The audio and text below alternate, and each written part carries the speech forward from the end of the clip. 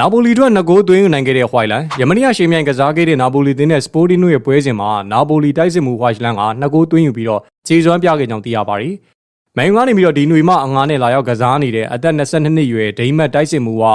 မင်းညစပိုရင်လစ်ဘွန်ကို2-1နဲ့အနိုင်ရရှိကနာပိုလီတို့ပထမအဆုံးချန်ပီယံလိနိုင်ပွဲရရှိခဲ့တဲ့ပွဲစဉ်မှာ